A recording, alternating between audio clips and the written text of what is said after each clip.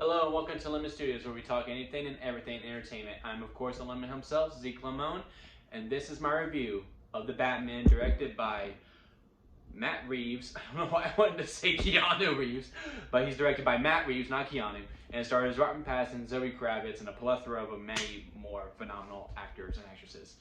So let's cut right to the chase. There's two elephants in the room that we need to discuss, and one is the runtime of 2 hours and 50 minutes, basically a 3-hour long movie, and the other is Robert Pattinson as Batman, right? So let's start with the runtime.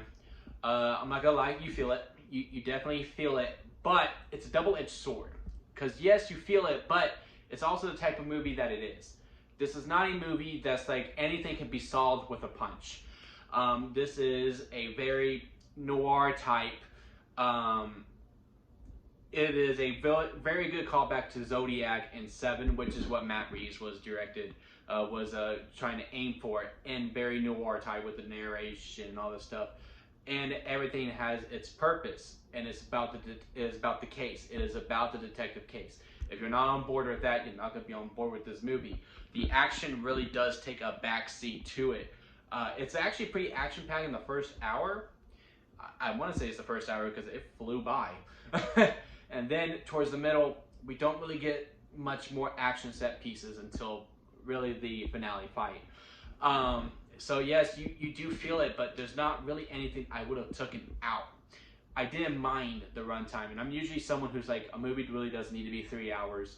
Most really is 2 hours, 30 minutes tops. But I actually do think these extra 20 minutes were good. Like, there's nothing I would have cut. There's nothing like, oh, that didn't really need to be there. Like, everything had its purpose to it. And that's what I really appreciate about this movie as well, is that everything had a purpose. It was from the type of time that it's in, the way that it is.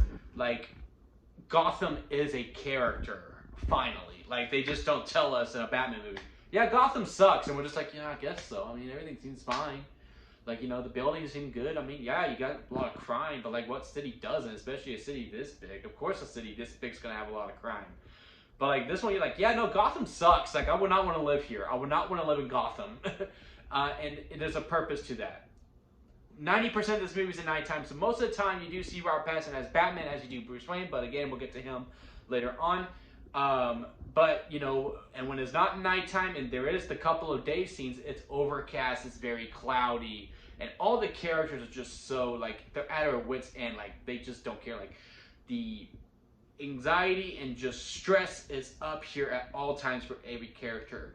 I guess if I had to make an addition to that, everyone would have been smoking, or it would have been really foggy the whole time. Like, just to really add on to that noir type, like, just smoke everywhere. Whether it's smoke or fog, like, just to add the more gloom to it and add more to the stress level of it. Now, let's get to Robert Pattinson as Batman. As Batman, he's really good, and that's really all you really need, because again, 90% of this movie, and honestly, you can make the argument that 100% of the movie, he's Batman. And you can tell that he loves being Batman more than he loves being Bruce Wayne. He doesn't want to deal with any Bruce Wayne stuff. He wants to be Batman the whole time. Like, you can see that he gets off on it in a weird way. He has more personality when he's Batman. He's enjoying it more as Batman. Anything with Bruce Wayne stuff, he just becomes very grunt and it's more unbearable. And that's where the problem is. Like, to me, the way this character was that, yes, Batman was who he was. Bruce Wayne was the alter ego. With that being said, you still have to turn that alter ego on. Now, he is in the early stages. It is year 2, and they make that very, very clear overall. So maybe he's still trying to figure it out. Like, he's still, because like, even when he's Bruce Wayne, he's just so sad. He's more observing. He's just mad. Like, he's a really weird dude, and it's just a guy that you don't really want to get behind that much. Like, you're like, yeah, I mean, you're kind of cool because you do all these cool things. But man, if I didn't know you were Batman, I would not want to hang around you. Like, you're just like this very distant person. But again, that's all by design because, again, Gotham sucks. So, yeah, overall, I enjoyed him. Is he my favorite Batman over? I don't know. I'll probably have to see it again a couple times, but I really did enjoy his performances, even though he is grumpy the whole entire time. It is basically emo Batman the whole entire time. I will admit that, but I did enjoy the performance overall. Everyone else, I mean, Colin Farrell's Penguin's unrecognizable. He does a stellar job. They do pretty well with what he's in, and you know, I'm looking forward to the HBO Max series that he is in. Like, I'll watch it for him. Like, he went for it, and I loved it. Paul Dano as the Riddler. Look, I like the Riddler as a villain for a comic. I didn't think it could work in live action. Now I feel like the Riddler could happen in real life. That's how good Paul Dano does it. That's also within the screenwriting because, again, Zodiac and Seven, like, it really takes liberties out of that, and he performs it out of the park. I mean, Paul Dano, this is the best I've seen him in since There Will Be Blood. Andy Serkis as Alfred, don't really see that much of him in this one.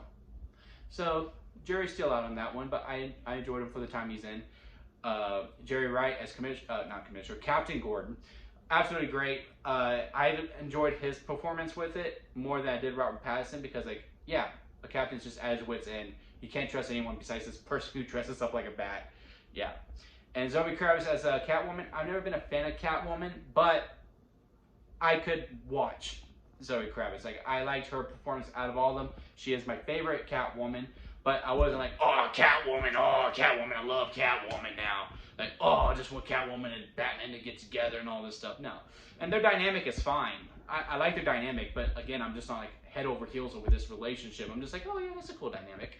You know, it's just what it is. But, okay, I cannot keep it in anymore. This movie is fucking awesome. This movie is awesome. Best opening ever in any Batman movie to me. I'm gonna get the play-by-play out of the way now. I'm just gonna be a fan now. This movie's great. I loved it from start to finish. Yes, it is long, but everything has a purpose to it, and everything has. I mean, the bat signal, the chest piece in the bat, a line that says earlier comes back later. They did not lose any loose ends to it whatsoever within this movie. Everyone played their part great. Directing is phenomenal. I cannot wait to go back in. Like, when this movie was over, I was like, I'm ready for round 2. I will be there Thursday night when this movie gets open to the public completely. I am so pumped. It is my favorite Batman movie, and I love Riddler as a villain. Paul Dano did great. I don't know if I even like him more than Heath Ledger as Joker. Like, I'll say it. Like, I really enjoy this movie. So, here's the thing. With this channel, we have a belt. Getting out of the light here, so now we're dark like Batman. Within the limit scale, it goes sour lemon, expired store-bought, lemonade, freshly squeezed lemonade, and strawberry lemonade, depending on where the last champion was, which was Scream. Scream is currently the champion of 2022 movies with a freshly squeezed lemonade. So you have to be at least freshly squeezed lemonade or above to contend for this belt. The Batman is officially a freshly squeezed lemonade. There are some problems with it, but but they're very minor. I enjoyed it. So, does the Batman deserve this title here? I will say yes. The Batman is officially, I can't get the belt around it really well. The Batman is officially the 2022 movie champion. Have y'all seen The Batman? What did y'all think about it? Comment below and let me know. And if you did see it, let's talk about it in the comments. Let's see what your favorite part was, what worked for you, what didn't work for you. Is it freshly squeezed lemonade like it is for me? Did you love it like me, even despite the problems that it has for a little bit?